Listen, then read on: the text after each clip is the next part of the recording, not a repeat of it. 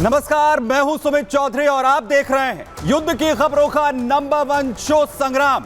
और संग्राम में आखिर क्या हालात इस वक्त मिडिल ईस्ट में, क्योंकि लगातार ईरान एक के बाद एक हमले कर रहा है इजराइल पर। दूसरी तरफ इजराइल ने तैयारी पूरी की है और अब हालात क्या हैं? हालात ये हैं इस वक्त ईरान के अंदर, जहां एक तरफ नसरल्लाह को श्रद्धांजलि दी जा रही है तो दूसरी तरफ इजराइल की तरफ से बड़ा पलटवार करते हुए हिजबुल्लाह की जिम्मेदारी जिसे दी जा रही थी उसे जमींदोज कर दिया गया है। और वहीं ईरान के जो प्यादे हैं कैसे रेड सी को लाल करने पर पूरी तरीके से आमादा है, जो महायुद्ध की शक्ल ले सकता है। संग्राम में आज सब कुछ बताऊंगा। शुरुआत कर रहे हैं संग्राम की।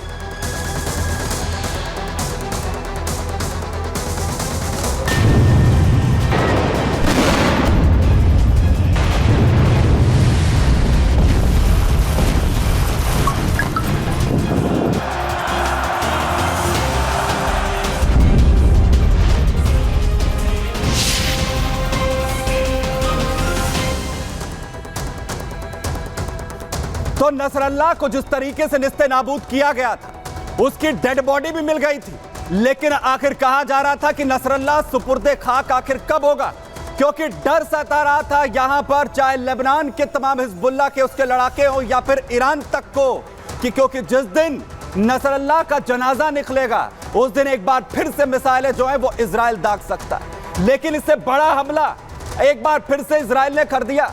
नसरल्लाह सुपुर्दे खाक होता उससे पहले नया चीफ सफुद्दीन उसे भी साफ कर दिया। नसरल्लाह सुपुर्दे खाक होता उससे पहले सफुद्दीन की कब्र इजराइल की तरफ से खोद दी गई। और आज नसरल्लाह के लिए श्रद्धांजलि सभा का आखिर कैसे आयोजन किया गया, खामनेई इसमें पहुंचे, क्या हुआ तेहरान में। सबसे पहले मैं आपको तस्वीरें दिखाने जा रहा हूं। तस्वीरें आप देखिए, तेहरान की ये तस्वीरें, नसरल्लाह के लिए ये श्रद्धांजलि का कार्यक्रम रखा गया था। तेहरान की ग्रैंड मस्जिद जहां लाखों लोग जुटे थे। سوی وحی امر لا تخف داری ته این ماجرا پایان رزم رستم و دیو است یا حمایت پشتتان। क्योंकि खामनेई इसमें आए थे। अगली तस्वीर दिखा रहा हूं। खामनेई लंबे वक्त के बाद ये मौका था, 5 साल के बाद खामनेई पब्लिक प्रेजेंस में आते हैं। नसरल्लाह जिस तरीके से ढेर हुआ उस पर साफ तौर पर चेहरे पर खामनेई के वो दर्द दिखता है। खामनेई का चेहरा देखिए जिसमें नसरल्लाह ढेर का जो दुख है, वो नसरल्लाह के मारे जाने का जो दुख है वो खामनेई के चेहरे पर दिख रहा है। ممنون دستاتم علم تابی موجهای فراتیم السلام العهد منی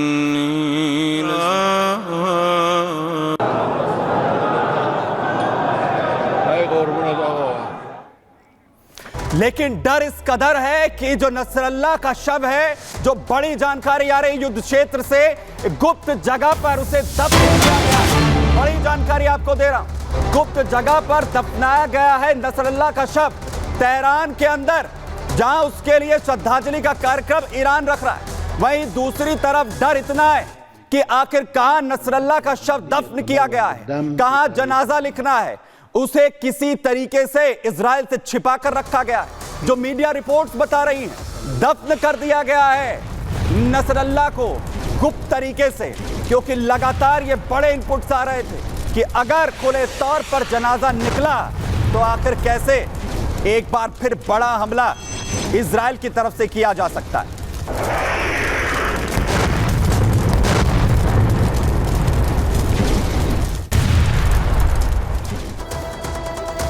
तो खामनेई जब नसरल्लाह की श्रद्धांजलि सभा में उसे श्रद्धांजलि देने के लिए पहुंचे तो आखिर कैसे जो दुख है वो चेहरे पर दिख रहा था। और इसलिए पूरी दुनिया को चेतावनी दे रहे थे खामनेई। क्या कहा उन्होंने चेतावनी देते हुए इजराइल को? ईरान के सुप्रीम लीडर खामनेई ने ईरान की तरफ से बड़ी चेतावनी इजराइल को दी। इजराइल को चेतावनी देते उन्होंने कहा कि इजराइल पर हमला पूरी तरह से सही था जो हमला ईरान की तरफ से किया गया। इजराइल को मिसाइल से हमने जवाब दिया है। इजराइल पर यह हमला हमारा जवाबी हमला है। ईरान ने मिसाइल से जवाब ये दिया और जरूरत पड़ने पर हम फिर से हमला करेंगे। ये हमले रुकेंगे नहीं अगर जरूरत पड़ती है तो। मैं इजराइल पर फिर हम हमला करने से नहीं चूकेंगे। इजराइल को जवाब मिलेगा और लेबनान के लिए भी हम सब कुछ करने के लिए तैयार हैं। इजराइल को लेबनान से पहले भी भगाया था और फिर से हम भगाएंगे। हमें एक्शन के लिए पूरी तरह तैयार रहना। लेबनान में भी अगर हमें कार्रवाई करनी पड़ी और जो मुमकिन होगा लेबनान के लिए, गाजा के लिए वो हम करेंगे। हिजबुल्लाह का फर्ज वो गाजा की रक्षा करे। हिजबुल्लाह गाजा में भी अपना एक्टिव जो है लड़ाकों को भेजे। लेबनान और फिलिस्तीन के लिए हम लड़ेंगे और अरब के मुस्लिमों से भी अपील कर रहे हैं खामनेई, कह रहे हैं कि हमारे साथ आइए, इस युद्ध में हमारा साथ दीजिए। हिजबुल्लाह लेबनान अपने हक के लिए लगातार यहां पर लड़ रहे हैं, लेकिन सबसे बड़ा हमला आखिर जिस तरीके से किया गया और सिर्फ 7 दिन के अंदर हिजबुल्लाह ने जिसे जिम्मेदारी दी थी उसे भी ढेर कर दिया। ईरान इससे भी बौखलाया हुआ है। देखिए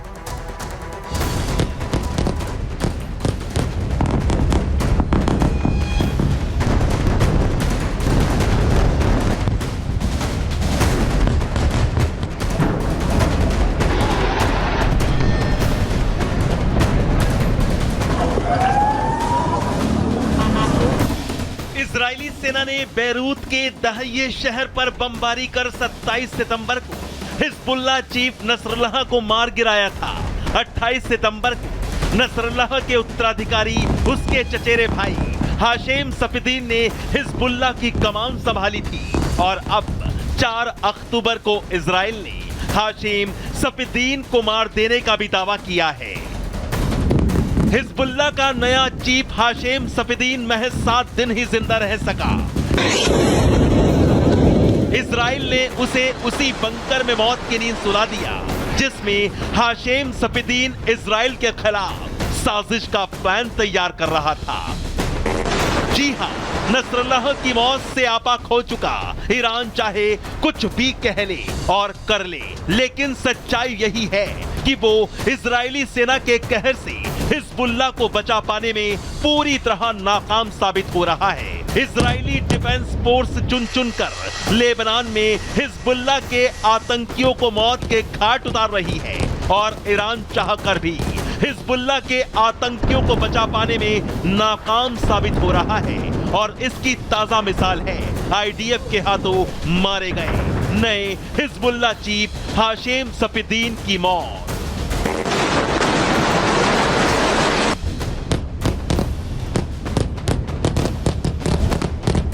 लेबनान में हिजबुल्लाह का नामो निशान मिटाने में लगी इजरायली डिफेंस फोर्स को यह पुख्ता खबर मिली थी कि बैरूत की एक बिल्डिंग के नीचे बने बंकर में हिजबुल्लाह का नया चीफ हाशेम सफीदीन कुछ ईरानी अधिकारियों के साथ बैठक कर रहा है, जिसके बाद इजरायली डिफेंस फोर्स ने बिना देरी किए उस ठिकाने को टारगेट कर लॉक कर दिया और पूरी बिल्डिंग को तबाह कर दिया।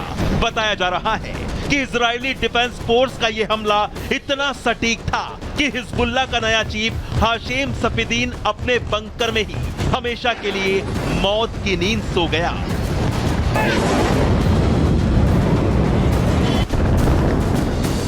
नसरुल्लाह की मौत के सदमे में डूबा ईरान अब हाशेम की मौत पर आगे क्या फैसला लेगा, इसी पर मिडिल ईस्ट का भविष्य तय होगा। बहरहाल एक बात तो तय है कि ना तो ईरान खामोश बैठने वाला है और ना ही दूसरी तरफ Israel. Bureau report, Republic Bharat.